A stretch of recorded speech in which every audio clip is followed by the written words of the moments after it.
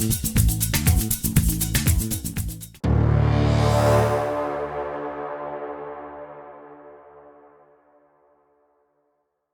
place is near Varadharaja Perumal Temple Kanchipuram.